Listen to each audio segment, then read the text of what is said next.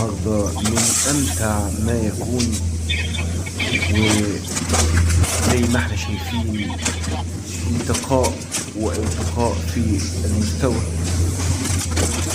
توفير كتير من الوقت وتوفير العمالة، ومش بس كده دقة ومهارة في وضع كل قطعة من السيارة في مكانها المخصص تحت، ومشهد في منتهى الجمال والروعة بيعلمنا ازاي العلم اتطور، وازاي ممكن ان احنا نستفيد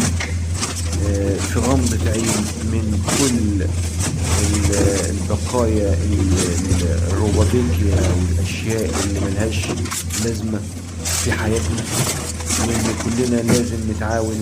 علشان التكنولوجيا